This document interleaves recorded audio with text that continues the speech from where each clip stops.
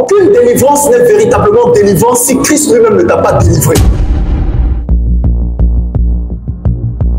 C'est pour la liberté que Christ nous a affranchis. Demeurez donc comment? Ferme et ne vous laissez pas mettre de nouveau sous le joug de la servitude. Ça veut dire qu'il y a possibilité de redevenir esclave quand bien même Christ nous a rendus libres. Par inattention, par inadvertance ou par mauvais enseignement, nous avons véhiculé les enseignements selon lesquels non, une fois qu'on est en Christ, c'est fini, tout est sécurisé. C'est pas vrai, les amis. C'est pas vrai. Il faut faire très attention. C'est vrai que spirituellement parlant, les choses sont sécurisées, mais physiquement, il y a un travail à faire. Il y a un caractère à faire. Sinon, une fois que tu reçois Jésus, normalement tu vas au ciel. Mais si après avoir reçu Jésus, tu es encore sur la terre, c'est qu'il y a quelque chose à faire. Et cette chose, il faut que toi tu la fasses. Regardez, Galates chapitre 5, à partir du verset 1er, s'il vous plaît. Le Christ nous a libérés pour que nous soyons vraiment comment? Et rappelez-vous que dans les Écritures, il a dit quelque part, si le Fils vous affranchit, vous serez réellement libre. Ça veut dire qu'il y a des personnes qui sont affranchies, pas de la part du Christ, mais d'eux-mêmes. C'est pourquoi aucune délivrance n'est véritablement délivrance si Christ lui-même ne t'a pas délivré. Écoutez bien ce que je dis.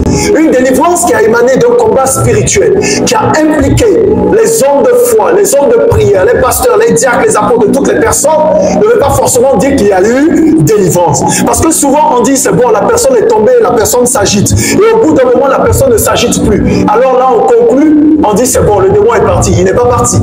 Parce que lorsque vous faites la délivrance ou le combat spirituel, sans discernement, en fait, vous combattez un esprit à l'aveuglette. C'est pourquoi vous devez beaucoup prier que la sagesse et le discernement vous soient accordés. Parce que ceux qui sont allés, par exemple, à l'école de la délivrance et qui ont été mal enseignés, on leur a dit, dès que la personne cesse de s'agiter, c'est un exemple, je ne dis pas que c'est général, c'est que le démon est parti, c'est pas vrai. Le démon est tellement rusé qu'il peut faire semblant de partir pour perturber votre vigilance. Donc, la véritable délivrance s'obtient lorsque le Christ lui-même vous affranchit. Et vous allez découvrir ça comment? Lorsque je commets une attitude, je commets des actes qui ne sont pas bons, et que je vois que je prie tout le temps, on a prié sur moi, on a cassé toute l'huile d'onction sur moi, jusqu'à ce que vraiment à un moment donné, les hommes de Dieu ont dit, mon ami, toi-même, il faut partir. On est fatigué. Tu es allé de ministère en ministère, de prière en prière. Il n'y a jamais eu de délivrance. Ça veut dire qu'à ce stade précis, il faut que Christ lui-même s'occupe de ton cas. Et généralement pour les personnes qui ont exercé en matière d'occultisme et qui ont servi le diable 2 ans, 3 ans, 5 ans, 6 ans, je parle de personnes véritablement enracinées dans les œuvres des ténèbres. Ça, si ce n'est pas le Christ même qui se révèle à ces personnes, ce n'est pas un être humain qui viendra faire ta délivrance. C'est-à-dire, on peut prier pour toi, mais en fait, à cause de l'enracinement face aux œuvres des ténèbres, il faut que Christ lui-même vienne te sortir de là. Sinon, je te garantis que ce ne serait qu'une illusion. Raison pour laquelle la Bible dit, dans les évangiles, que si le Christ, si le Fils vous affranchit, vous serez réellement libre. Et donc je souhaite pour toi que Christ lui-même t'affranchisse au nom de Jésus. Amen. Dis bien Amen. Là, ta délivrance sera complète et tu ne vas plus retourner. Parce que ce que j'ai constaté, lorsque Christ nous affranchit véritablement, tu ne retournes plus dans la chose. Mais lorsque les hommes t'affranchissent, tu retournes encore. Analysez bien les Saintes Écritures. Quand Jésus a dit à une personne, va et ne pêche plus, effectivement, tu vas constater que cette personne est partie, elle n'a plus péché. Quand il nous dit tes péchés se sont pardonnés, effectivement les péchés l'ont été pardonnés. Mais vous allez voir, évangéliste Peter, nous ce que nous faisons comme délivrance souvent, 2 mois plus tard, la personne revient avec les mêmes symptômes. 6 mois plus tard, parfois l'esprit se calme 1 an plus tard. Et vous savez ce qu'on fait? On dit non, c'est parce que tu n'as pas suivi le bon chemin. Donc le démon est revenu. It's not faux, c'est pas faux. Parce que le Seigneur Jésus va donner l'alerte dans le principe de la délivrance. En disant ceci, quand l'esprit impur sort d'une personne, il va dans les lieux arides cherchant du repos. Et ne trouvant pas, il va chercher cet autre esprit plus méchant que lui pour venir refaire sa demeure dans cette personne. Et la condition de cette personne est pire que la première.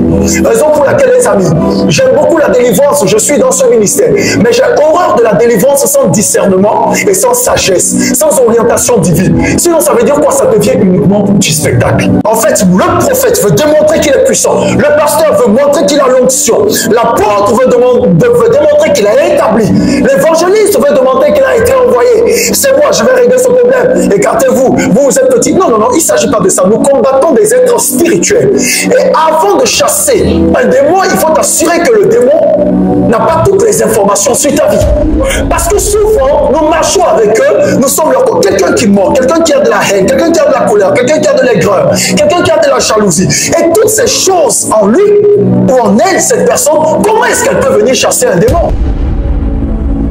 Jésus dira clairement, a rien du diable en moi. Donc, pour chasser le diable avec efficacité, il ne doit pas trouver les ingrédients de sa nourriture chez toi. Sinon, il est impossible pour toi de le chasser. Vous voyez, souvent, nous baignons dans l'illusion et c'est ainsi que les gens vont d'église en église, d'endroit en endroit. Ils cherchent la délivrance, ils ne l'ont pas. Mais souvent, il faut reconnaître aussi que les personnes elles-mêmes ne veulent pas être délivrées. Parce qu'il y a des personnes qui aiment ce qu'on appelle leur péché mignon, ils aiment rester dans leur boue. Vous comprenez ça? Et donc, la Bible dit que si le Fils vous a franchi, vous serez réellement libre. Tu dois rechercher la personne de Jésus, la liberté. Vous savez, il faut qu'on l'explique très bien. Le Christ nous a délivrés pour que nous soyons vraiment libres. Alors résistez. Ne vous laissez plus attacher avec les chaînes de l'esclavage. L'esclavage ici n'est pas seulement relatif au démon des esprits impurs. Non. Ça, ce sont les exemples qu'il a pris au bon Dieu qui soient cités dans les saintes écritures. Aujourd'hui, il y a d'autres choses. Il y a des personnes qui sont en Christ, mais quand vous le regardez, il y a l'impact du monde des ténèbres encore sur elle. Quelqu'un qui n'a pas la joie a encore les traces de Lucifer sur lui. Comprends ce que je suis en train de dire. Parce que la Bible me dit d'être toujours joyeux. Mais toi, tu es toujours mécontent. Tu appartiens à quel royaume? Ce sont des vérités évidentes. Quelqu'un qui est toujours triste, la joie de Christ n'est pas en lui. Quelqu'un qui est toujours colérique, il n'a pas l'esprit de Christ en lui. Ce n'est pas une affaire que non, je suis de mauvaise humeur. Attention, la Bible me dit d'être toujours joyeux. Comment tu peux choisir d'être de mauvaise humeur? Aujourd'hui, je ne vais pas parler, je suis de mauvaise humeur. Ça nous arrive tous. Mais ce n'est pas biblique. On me dit d'être toujours joyeux. Donc, il n'y a pas de place à la mauvaise humeur. Dis amen à la parole. Il n'y a pas de place. Parce que c'est là, souvent, nous disons, non, c'est comme ça que je suis frère. Tu te remets sous le joug de l'esclavage. Alors que chaque domaine de ta vie, où il y a encore les ténèbres, où il n'y a pas la lumière de Christ, tu es esclave de cette chose. N'oublie pas ça. Quelqu'un qui manque d'être heureux, c'est que les ténèbres sont en train de dominer l'espace de son cœur. Et c'est comme ça que nous avons l'impression de chasser le diable, alors que le diable est assis confortablement sur le trône de notre cœur. Lorsque tu es dans le manque, c'est la preuve que le diable a muselé tes finances. Le Seigneur me demandait de parler de ça à ses enfants. Je ne peux pas comprendre que tu viennes à l'église et que tu es pauvre. Il ne faut jamais accepter ça. Je te dis la vérité. Vous savez, excusez-moi, sans règlement de compte aucun, les gens viennent à l'église et disent non, il n'y a pas l'onction parce que depuis que je suis là, ma situation n'a pas changé. Ta situation ne change pas parce que j'ai prié pour toi. Jamais. Dieu peut se servir de mon onction pour changer ta situation, mais ça ne va pas continuer comme ça. Ta situation change sur la base de la révélation de la parole de Dieu que tu as, premièrement, et deuxièmement, sur ta conduite de vie. Parce que tu ne peux pas perdurer dans le péché pendant que je prie pour toi et tu veux que Dieu te bénisse. Impossible. Donc, la première chose que nous faisons souvent, c'est d'accuser Dieu. Comment tu dors avec quelqu'un d'autre et puis tu demandes ton mari et tu veux que Dieu t'envoie ton mari, va te l'envoyer comment? Ton lit de 1,5 place est occupé. 1,5 place. Tu veux que Dieu t'envoie ton mari comment? Il faut être véridique devant les saintes écritures. Donc souvent on accuse l'onction. Souvent vous-même vous prenez des temps de jeûne, des temps de prière. Mais vous voyez que les choses ne changent pas. Écoutez là, les amis, la parole est très simple. L'obéissance vaut mieux que le sacrifice. Je ne sais pas pour vous, vous m'excusez. Vraiment, moi je suis béni. C'est tous les plans de ma vie. Le Dieu que je sers est béni. Il est lui-même une bénédiction. Et j'ai des témoignages émanant de partout. C'est parce que j'aime pas souvent parler de la bénédiction, de la grâce que Dieu fait. Quand je vois que tu côtoies ma grâce et que tu n'es pas béni, c'est que c'est toi le problème. Soyons honnêtes. Nous avons la même Bible. Nous lisons les mêmes versets. Mais pourquoi est-ce que certains sont bénis et d'autres ne le sont pas? C'est là qu'il a dit que mon peuple périt faute de connaissance. Mais il précise, puisque tu as rejeté la connaissance, je te rejetterai. Et beaucoup de personnes viennent me voir pour le prophétique. J'ai décidé maintenant de ne plus recevoir certaines personnes parce que je me rends compte que l'ordonnance qui t'a été prescrite il y a de cela 6 mois, tu n'as même pas consommé le médicament et tu veux passer à une autre étape. C'est impossible. Même le médecin, quand il te regarde, il te dit, tu n'as pas fait ce que je t'ai dit. Je veux que vous ayez une conscience, vraiment qu'on réveille la conscience au fond de nous. Si ton église ne marche pas, n'en veut pas à l'église du voisin. Chacun transporte une onction et une grâce particulière et un peuple particulier.